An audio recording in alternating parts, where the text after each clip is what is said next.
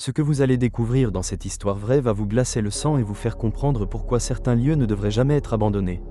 Les murs de l'hôpital psychiatrique Willowbrook gardent encore les échos de souffrances si intenses que même les plus sceptiques ressortent transformés de cette visite. L'histoire que je vais vous raconter s'est déroulée il y a seulement 3 ans, et les témoins impliqués refusent encore d'en parler ouvertement. Vous allez comprendre pourquoi cet établissement a été fermé dans le plus grand secret et pourquoi les autorités locales interdisent formellement l'accès à ce bâtiment maudit. Préparez-vous à plonger dans l'horreur la plus pure car ce qui s'est passé dans ces couloirs dépasse l'entendement humain. L'hôpital psychiatrique Willowbrook avait été construit en 1923 sur une colline isolée, à 20 km de la ville de Ravenshollow.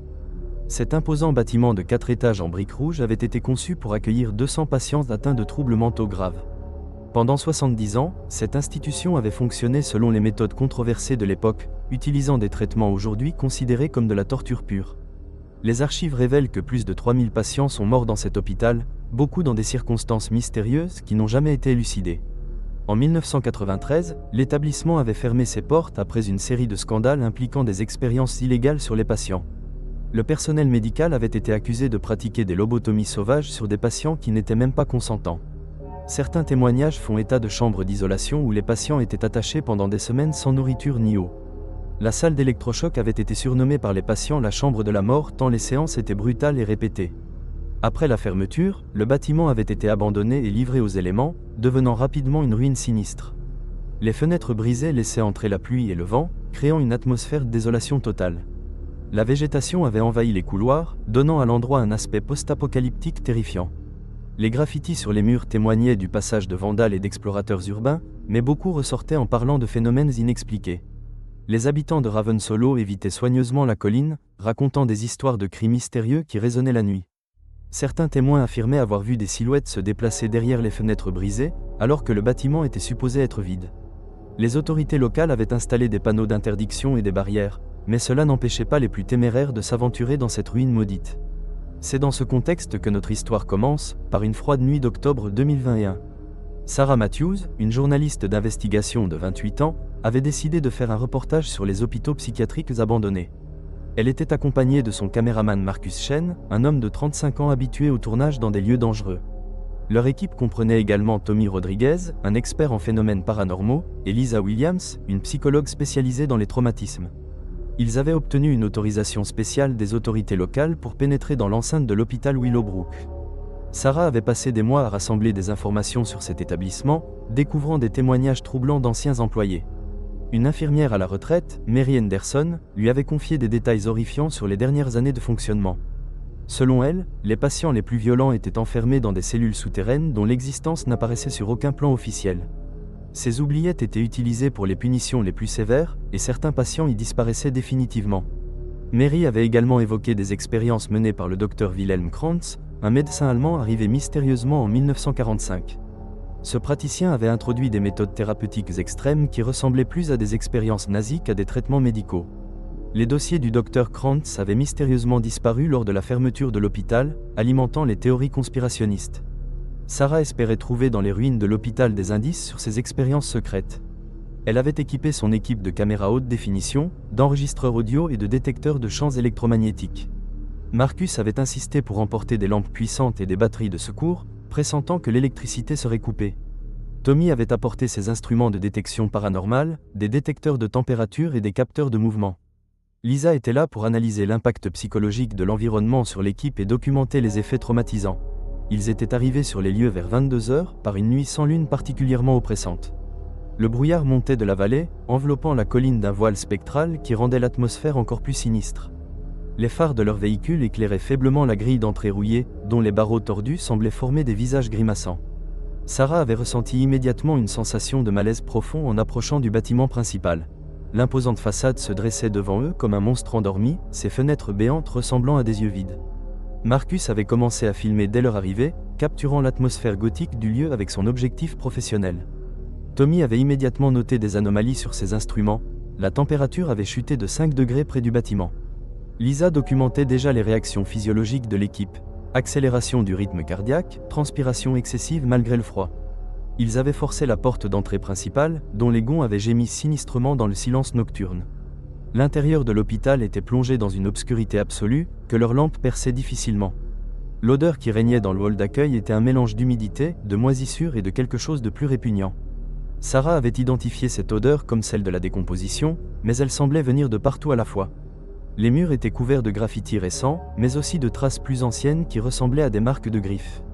Marcus filmait le corps momifié du docteur Krantz, notant que des électrodes étaient encore implantées dans son crâne. Tommy détectait une activité cérébrale faible mais constante provenant du cadavre. Lisa s'était approchée du corps, affirmant qu'elle entendait les pensées du docteur mort. Sarah avait découvert que Krantz avait survécu artificiellement pendant 30 ans après la fermeture officielle. Les machines maintenaient ses fonctions vitales minimales tout en amplifiant ses capacités cérébrales. Marcus documentait cet état de mort-vivant technologique, une abomination scientifique ultime. Tommy enregistrait des signaux complexes émanant du cerveau de Krantz. Lisa commençait à traduire ces signaux, révélant les dernières pensées du docteur. Krantz avait réussi à établir un contact permanent avec des entités interdimensionnelles. Sarah lisait les derniers rapports sur l'écran, décrivant l'invasion progressive de notre réalité. Marcus filmait les données, montrant que les entités utilisaient les cerveaux humains comme point d'ancrage. Tommy détectait des portails dimensionnels s'ouvrant dans la salle. Lisa hurlait que les entités commençaient à se manifester physiquement. Des formes sombres commençaient à émerger des cuves, se matérialisant lentement. Sarah avait tenté de désactiver les machines, mais les systèmes de sécurité l'en empêchaient. Marcus filmait l'apparition des créatures INTERDIMENSIONNELLES, des êtres aux formes impossibles. Tommy mesurait des distorsions spatiales autour des manifestations. Lisa s'était effondrée, son esprit ne pouvant plus supporter les signaux psychiques. Les entités commençaient à communiquer directement avec l'équipe, implantant des images dans leur cerveau. Sarah voyait des visions apocalyptiques du futur de l'humanité. Marcus continuait à filmer malgré les hallucinations qui l'assaillaient. Tommy enregistrait des fréquences qui transformaient la réalité elle-même. Lisa avait cessé de répondre, son corps devenant un relais pour les entités. Les machines de Krantz s'activaient d'elles-mêmes, ouvrant des portails supplémentaires. Sarah comprenait que l'hôpital était devenu un point de convergence interdimensionnelle. Marcus filmait l'expansion des anomalies spatiales dans toute la salle. Tommy détectait que les distorsions se propageaient vers les niveaux supérieurs. Lisa s'était relevée, mais ce n'était plus elle qui contrôlait son corps. Les entités utilisaient les cerveaux préservés pour envahir notre dimension. Sarah avait trouvé un protocole d'urgence dans les fichiers de Krantz. Le docteur avait prévu un système de destruction pour contenir les entités. Marcus filmait Sarah activant les charges explosives dissimulées dans la structure. Tommy enregistrait les cris de rage des entités comprenant leur piège. Lisa, possédée, tentait d'empêcher Sarah de déclencher l'autodestruction. Les entités manifestaient leur colère en déformant la réalité autour d'elles. Sarah avait réussi à activer le compte à rebours, donnant 10 minutes à l'équipe pour évacuer. Marcus filmait leur course désespérée vers l'ascenseur. Tommy portait Lisa inconsciente, libérée temporairement de l'emprise des entités. L'ascenseur montait lentement pendant que les explosions commençaient dans les profondeurs. Sarah priait pour que la destruction soit suffisante pour fermer les portails. Marcus continuait à filmer, documentant leur fuite de cet enfer souterrain. Tommy détectait que les anomalies se résorbaient progressivement. Lisa reprenait conscience, mais ses souvenirs de la possession étaient flous. Ils avaient atteint le rez-de-chaussée alors que tout le bâtiment tremblait. Sarah avait ordonné l'évacuation immédiate, courant vers la sortie. Marcus filmait l'effondrement du bâtiment derrière eux. Tommy enregistrait les derniers signaux des entités piégées. Lisa sanglotait, traumatisée par son expérience de possession. Ils avaient atteint leur véhicule alors que l'hôpital s'effondrait complètement. Sarah avait démarré en trombe, s'éloignant de cette zone maudite. Marcus filmait les flammes qui consumaient les ruines. Tommy confirmait que les signaux paranormaux s'étaient tus. Lisa murmurait des prières pour les âmes des patients torturés. Dans le rétroviseur, Sarah voyait les dernières flammes de l'hôpital Willowbrook. Marcus vérifiait que ses caméras avaient survécu à l'épreuve. Tommy sauvegardait ses enregistrements sur plusieurs supports. Lisa commençait à retrouver ses esprits, mais elle était changée à jamais. Ils avaient roulé en silence jusqu'au lever du jour, chacun perdu dans ses pensées. Sarah savait que leur témoignage serait crucial pour empêcher d'autres tragédies. Marcus anticipait les difficultés qu'ils auraient à faire croire leur histoire. Tommy analysait déjà ces données pour prouver la réalité des phénomènes. Lisa se demandait si elle pourrait jamais oublier les voix qu'il avait possédées. 3 mois plus tard, leur reportage était diffusé dans le plus grand secret. Sarah avait dû négocier avec les autorités pour obtenir l'autorisation de publication. Marcus avait monté un documentaire terrifiant mais nécessaire. Tommy avait fourni les preuves scientifiques de leur découverte. Lisa avait témoigné des effets psychologiques de leur expérience. Le site de l'ancien hôpital était maintenant une zone interdite surveillée militairement. Sarah avait découvert que d'autres établissements similaires existaient à travers le monde. Marcus continuait à documenter ces lieux maudits malgré les risques. Tommy étudiait les phénomènes paranormaux avec une approche scientifique. Lisa aidait d'autres victimes d'expériences psychiques traumatisantes. Les autorités avaient classifié leurs rapports, mais des copies circulaient clandestinement. Sarah recevait régulièrement des témoignages de personnes ayant vécu des expériences similaires. Marcus était devenu le spécialiste des documentaires sur les lieux hantés. Tommy avait fondé un laboratoire d'études des phénomènes inexpliqués. Lisa s'était reconvertie dans l'aide aux victimes de traumatismes paranormaux. Ensemble, ils formaient une équipe dédiée à révéler la vérité sur ces expériences. Sarah savait que leur mission ne faisait que commencer. Marcus préparait déjà leur prochaine expédition dans un autre lieu maudit. Tommy perfectionnait ses instruments de détection paranormale. Lisa développait des thérapies pour les victimes d'expériences surnaturelles. Ils avaient compris que le monde cachait des secrets terrifiants. Sarah était déterminée à exposer toutes ces vérités dissimulées. Marcus voulait documenter chaque lieu où l'horreur avait sévi. Tommy cherchait à comprendre scientifiquement ces phénomènes. Lisa souhaitait aider tous ceux qui avaient souffert de ces expériences. Lisa se demandait si elle pourrait jamais oublier les voix qu'il avait possédées. 3 mois plus tard, leur reportage était diffusé dans le plus grand secret. Sarah avait dû négocier avec les autorités pour obtenir l'autorisation de publication. Marcus avait monté un documentaire terrifiant mais nécessaire. Tommy avait fourni les preuves scientifiques de leur découverte. Lisa avait témoigné des effets psychologiques de leur expérience. Le site de l'ancien hôpital était maintenant une zone interdite surveillée militairement. Sarah avait découvert que d'autres établissements similaires existaient à travers le monde. Marcus continuait à documenter ces lieux maudits malgré les risques. Tommy étudiait les phénomènes paranormaux avec une approche scientifique. Lisa aidait d'autres victimes d'expériences psychiques traumatisantes. Les autorités avaient classifié leurs rapports, mais des copies circulaient clandestinement. Sarah recevait régulièrement des témoignages de personnes ayant vécu des expériences similaires. Marcus était devenu le spécialiste des documentaires sur les lieux hantés. Tommy avait fondé un laboratoire d'études des phénomènes inexpliqués. Lisa s'était reconvertie dans l'aide aux victimes de traumatismes paranormaux. Ensemble, ils formaient une équipe dédiée à révéler la vérité sur ces expériences. Sarah savait que leur mission ne faisait que commencer. Marcus préparait déjà leur prochaine expédition dans un autre lieu maudit. Tommy perfectionnait ses instruments de détection paranormale. Lisa développait des thérapies pour les victimes d'expériences surnaturelles. Ils avaient compris que le monde cachait des secrets terrifiants. Sarah était déterminée à exposer toutes ces vérités dissimulées. Marcus voulait documenter chaque lieu où l'horreur avait sévi. Tommy cherchait à comprendre scientifiquement ces phénomènes. Lisa souhaitait aider tous ceux qui avaient souffert de ces expériences. Leur première mission à l'hôpital Willowbrook n'était que le début. Sarah avait reçu des informations sur un laboratoire secret en Allemagne. Marcus préparait son équipement pour cette nouvelle investigation. Tommy étudiait les rapports préliminaires sur ce site mystérieux. Lisa s'entraînait à résister aux influences psychiques externes. Il savait que chaque mission les rapprocherait de la vérité ultime. Sarah espérait qu'un jour, ces horreurs seraient enfin révélées au monde. Marcus voulait que ces films servent d'avertissement à l'humanité.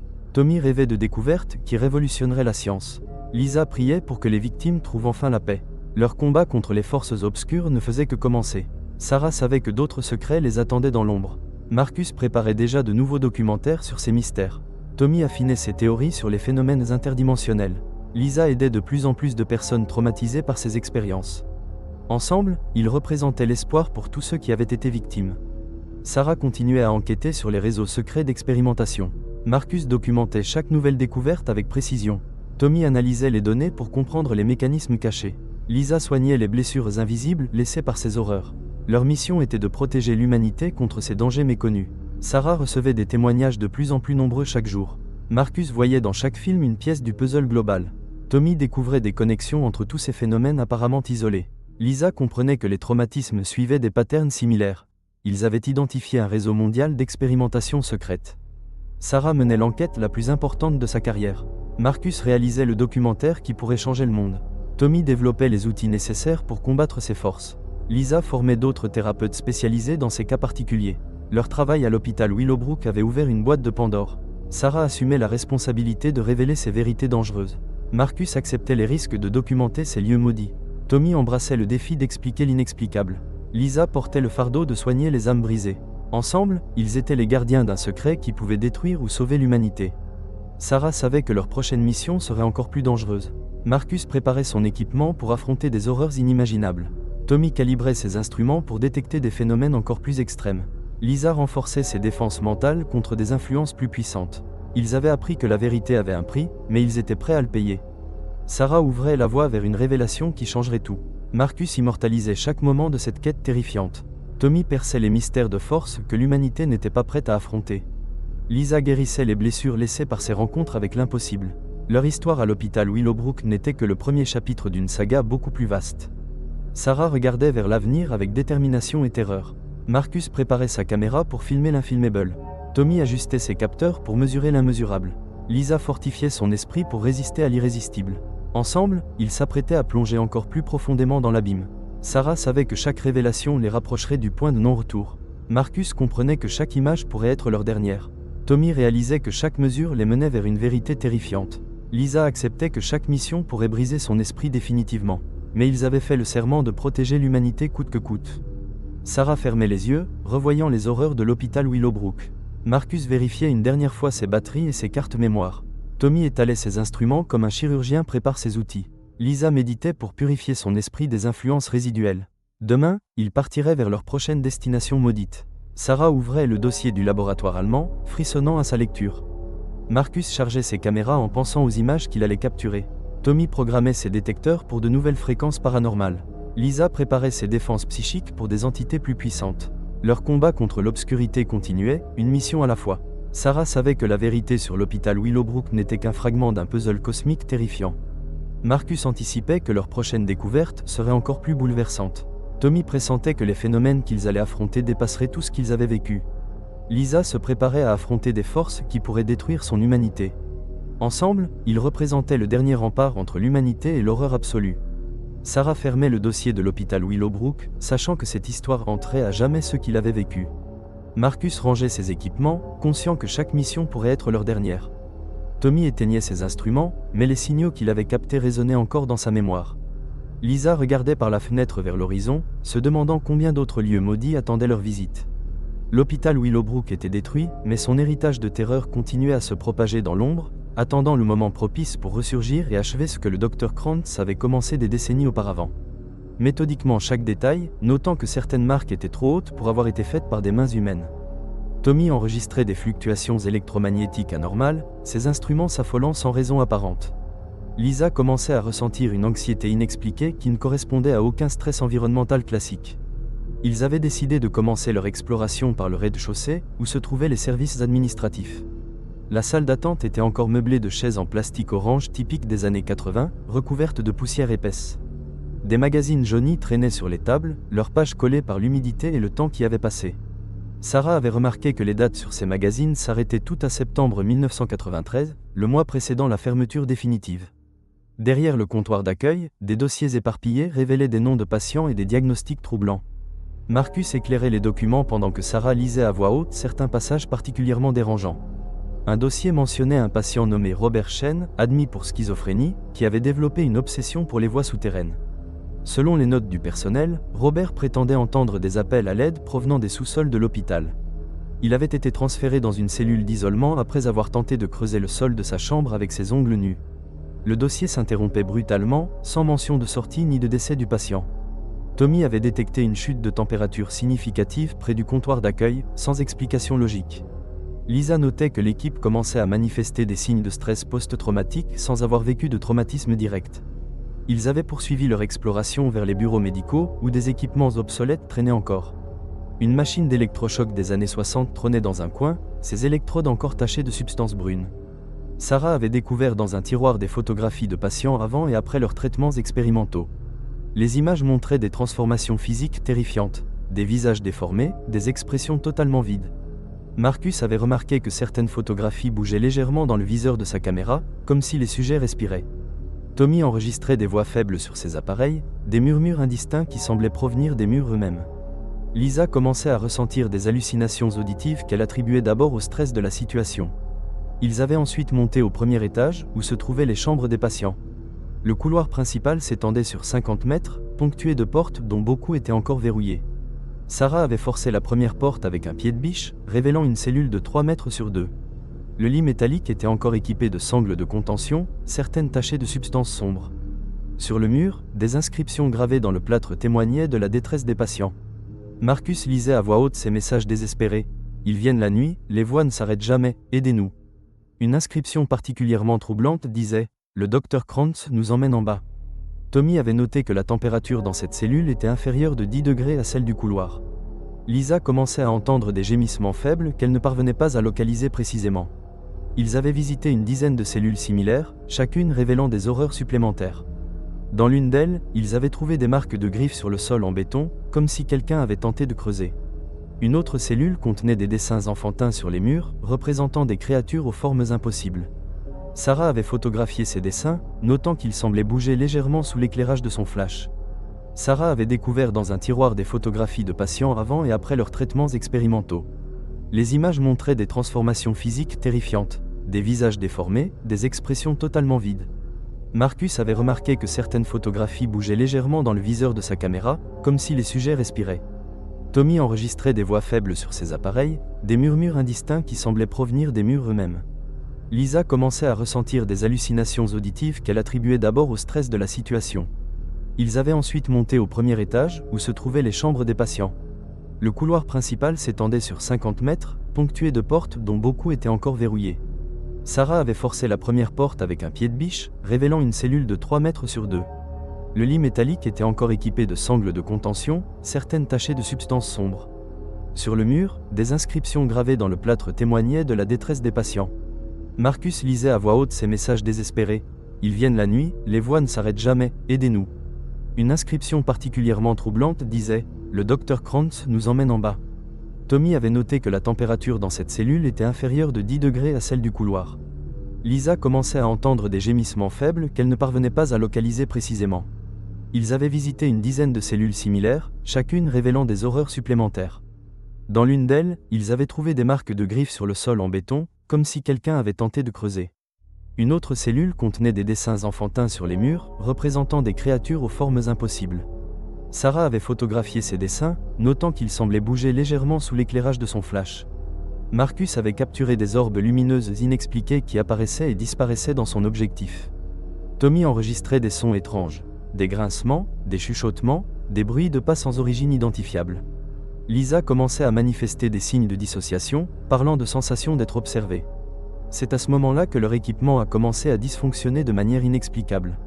Si vous êtes fasciné par cette histoire terrifiante et que vous voulez connaître la suite de cette enquête paranormale, abonnez-vous immédiatement à la chaîne et activez la cloche de notification car ce que vous allez découvrir dans la suite va vous tenir éveillé pendant des nuits entières. Cela nous donne une force incroyable pour continuer à explorer ces lieux maudits et à vous apporter des contenus toujours plus terrifiants, et n'oubliez pas de consulter le lien dans la description pour participer à nos jeux concours exclusifs où vous pourrez gagner des équipements de ghost hunting professionnels. Les batteries de leurs lampes se vidaient à une vitesse anormale, les forçant à économiser leur éclairage. Les caméras de Marcus enregistraient des interférences constantes, des lignes verticales qui perturbaient l'image. Tommy constatait que ces instruments de mesure donnaient des valeurs aberrantes, oscillant entre des extrêmes impossibles. Lisa commençait à perdre la notion du temps, ayant l'impression qu'ils exploraient l'hôpital depuis des heures interminables. Sarah avait remarqué que leurs montres indiquaient toutes des heures différentes, comme si le temps lui-même était perturbé. Ils avaient décidé de continuer vers le deuxième étage, où se trouvaient les services spécialisés. L'escalier principal grinçait sous leurs pas, ses marches en bois pourri menaçant de céder à chaque mouvement. La rampe en métal était couverte d'une substance visqueuse qui collait aux mains et dégageait une odeur putride. Marcus avait glissé sur une marche, sa caméra captant brièvement l'image d'une silhouette dans l'obscurité. Tommy l'avait aidé à se relever, remarquant que la forme filmée n'était visible que sur l'écran de contrôle. Lisa commençait à parler toute seule, répondant à des voix que les autres ne pouvaient pas entendre. Sarah s'inquiétait de l'état mental de sa collègue, mais elle-même commençait à ressentir une présence hostile. Le deuxième étage était organisé différemment, avec des couloirs plus étroits et des plafonds plus bas. L'atmosphère y était encore plus oppressante, l'air semblant plus dense et difficile à respirer. Ils avaient découvert une salle d'opération encore équipée de sa table et de ses instruments chirurgicaux.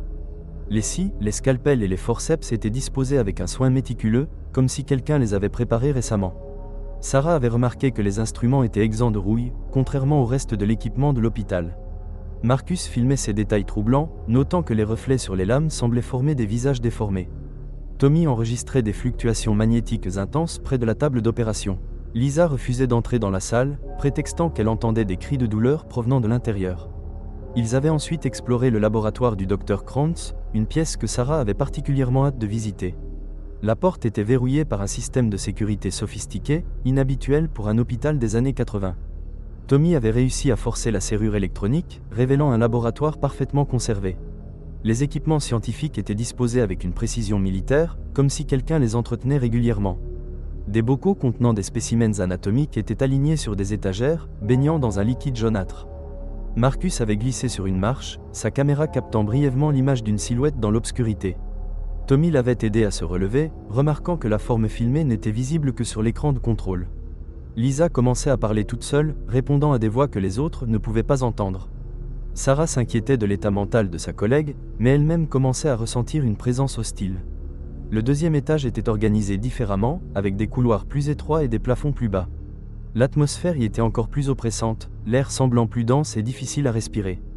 Ils avaient découvert une salle d'opération encore équipée de sa table et de ses instruments chirurgicaux. Les scies, les scalpels et les forceps étaient disposés avec un soin méticuleux, comme si quelqu'un les avait préparés récemment.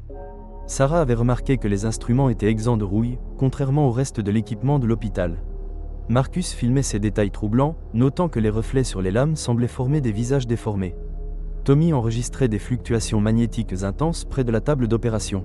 Lisa refusait d'entrer dans la salle, prétextant qu'elle entendait des cris de douleur provenant de l'intérieur. Ils avaient ensuite exploré le laboratoire du Dr Krantz, une pièce que Sarah avait particulièrement hâte de visiter. La porte était verrouillée par un système de sécurité sophistiqué, inhabituel pour un hôpital des années 80. Tommy avait réussi à forcer la serrure électronique, révélant un laboratoire parfaitement conservé. Les équipements scientifiques étaient disposés avec une précision militaire, comme si quelqu'un les entretenait régulièrement. Des bocaux contenant des spécimens anatomiques étaient alignés sur des étagères, baignant dans un liquide jaunâtre. Sarah avait identifié des cerveaux humains, des organes non identifiés et des formations cellulaires impossibles.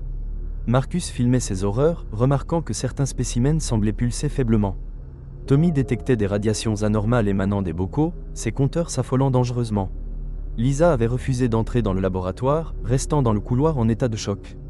Au fond de la pièce, ils avaient découvert le bureau du Dr Krantz, encore couvert de documents classifiés. Les dossiers révélaient des expériences sur la modification cérébrale et la création d'états de conscience altérés. Sarah lisait des comptes rendus horrifiants d'opérations pratiquées sur des patients vivants et conscients. Une série de photographies montrait les étapes d'une expérience appelée « Projet Mindbridge ». Les images révélaient des patients dont les crânes avaient été ouverts, des électrodes implantées dans leur cerveau. Marcus documentait ces preuves d'expérience nazie, comprenant l'ampleur des crimes commis dans cet hôpital. Tommy avait découvert des enregistrements audio des séances expérimentales, des cris de patients mélangés aux notes cliniques du docteur. Lisa commençait à manifester des crises de panique, affirmant qu'elle entendait les voix des victimes. Au centre du bureau, un carnet personnel du Dr Krantz détaillait ses véritables motivations. Les dernières entrées dataient de septembre 1993, juste avant la fermeture de l'hôpital. Krantz décrivait ses tentatives de communication avec ce qu'il appelait des entités dimensionnelles. Selon lui, ces expériences avaient ouvert des portails vers d'autres plans d'existence. Les patients n'étaient pas des cobayes mais des antennes biologiques destinées à capter des signaux paranormaux. Sarah comprenait maintenant pourquoi l'hôpital avait été fermé si brutalement et ses archives classifiées. Les choses ont commencé à se dégrader rapidement après cette découverte terrifiante. Les lumières de leurs lampes commençaient à faiblir malgré des batteries neuves.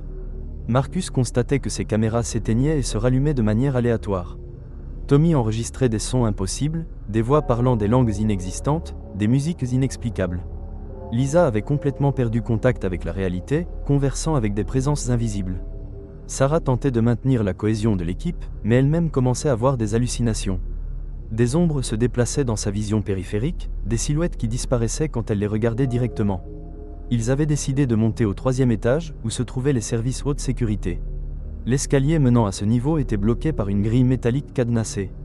Tommy avait forcé le cadenas, révélant un couloir différent des autres, plus propre, mieux conservé. L'éclairage de secours fonctionnait encore à cet étage, diffusant une lumière rouge sans sinistre. Les cellules du 3e étage étaient équipées de systèmes de surveillance sophistiqués. Sarah avait remarqué que certaines caméras bougeaient encore, suivant leurs mouvements avec une précision troublante. Marcus filmait ces caméras automatiques, se demandant qui pouvait encore les contrôler. Tommy détectait des signaux électroniques complexes, comme si un système informatique était encore actif. Lisa refusait d'avancer, affirmant qu'elle entendait des appels à l'aide provenant des cellules. Ils avaient forcé la première porte, découvrant une cellule au mur capitonné. Le matériau de rembourrage était déchiré par endroits, révélant des structures métalliques complexes. Sarah avait identifié des antennes et des circuits électroniques intégrés dans les murs. Marcus filmait ces installations, comprenant que les cellules étaient des cages de Faraday modifiées. Tommy mesurait des champs électromagnétiques d'intensité industrielle dans cette cellule. Lisa commençait à convulser, prétendant qu'elle recevait des signaux directement dans son cerveau. Au centre de la cellule, ils avaient trouvé un fauteuil métallique équipé d'électrodes et de sangles. L'appareil était relié à un ordinateur des années 80, encore en état de fonctionnement. Sarah avait allumé la machine, révélant des données patients datant de la fermeture. Les fichiers contenaient des enregistrements cérébraux et des cartes d'activité neuronale. Marcus documentait ses preuves d'expérience sur le contrôle mental. Tommy enregistrait des parasites électroniques complexes émanant de l'ordinateur. Lisa s'était effondrée, affirmant qu'elle entendait les pensées des anciens patients. Ils avaient exploré d'autres cellules similaires, chacune équipée d'appareils expérimentaux différents. Une cellule contenait un caisson d'isolation sensorielle encore fonctionnel. Sarah avait ouvert le caisson, révélant un liquide visqueux et une odeur chimique écœurante. Marcus filmait l'intérieur du caisson, notant des traces organiques sur les parois. Tommy détectait des radiations anormales provenant du liquide. Lisa refusait d'approcher, prétendant qu'elle entendait des gémissements provenant du caisson. Une autre cellule abritait ce qui ressemblait à un scanner cérébral primitif. L'appareil était encore alimenté, ses écrans affichant des patterns neurologiques complexes. Sarah avait tenté de comprendre ces données, identifiant des ondes cérébrales impossibles. Marcus filmait les écrans, remarquant que les patterns changeaient en temps réel. Tommy enregistrait des signaux radio provenant de l'appareil, des fréquences inconnues. Lisa commençait à parler dans une langue étrangère qu'elle ne connaissait pas. Au fond du couloir, ils avaient découvert une porte marquée « Accès restreint ». Cette porte était équipée d'un système de sécurité biométrique encore actif. Tommy avait réussi à contourner la sécurité, révélant un ascenseur menant au sous-sol. Sarah se souvenait des témoignages évoquant des niveaux souterrains secrets. Marcus hésitait à descendre, pressentant que les véritables horreurs se trouvaient en bas. Tommy insistait pour continuer l'exploration, ses instruments détectant des anomalies majeures sous terre. Lisa suppliait l'équipe de partir, affirmant qu'elle entendait des voix hostiles provenant des profondeurs. Sarah avait pris la décision de descendre, déterminée à découvrir les secrets ultimes de l'hôpital. L'ascenseur descendait lentement, ses câbles grinçant de manière inquiétante. Les voyants lumineux indiquaient des niveaux souterrains. -1, -2, -3. Tommy comptait les étages, réalisant que l'hôpital avait 3 niveaux cachés. Lisa s'était recroquevillée dans un coin de l'ascenseur, tremblant de façon incontrôlable. Marcus filmait la descente, capturant l'anxiété croissante de l'équipe. Sarah consultait les plans de l'hôpital, constatant que ces niveaux n'y apparaissaient pas. L'ascenseur s'était arrêté au niveau -3, ses portes s'ouvrant sur un couloir sombre. L'air était saturé d'une odeur chimique mélangée à quelque chose de putride. Tommy détectait des niveaux de radiation dangereusement élevés. Lisa refusait de sortir de l'ascenseur, hystérique et incohérente. Sarah et Marcus avaient exploré le couloir, découvrant des laboratoires secrets. Le premier laboratoire contenait des cuves remplies d'un liquide verdâtre. Marcus filmait ces installations, remarquant que le liquide bouillonnait légèrement. Tommy mesurait des températures anormales près des cuves. Sarah avait lu les étiquettes sur les cuves. Spécimens expérimentaux, cultures cellulaires, matière organique. Certaines cuves contenaient des formes vaguement humaines, flottant dans le liquide. Marcus avait zoomé sur ces formes, identifiant des visages déformés et des membres atrophiés. Tommy enregistrait des battements cardiaques émanant des cuves. Lisa était remontée en courant vers l'ascenseur, terrorisée par ce qu'elle avait entrevu. Sarah avait découvert un carnet de laboratoire détaillant les expériences du niveau -3.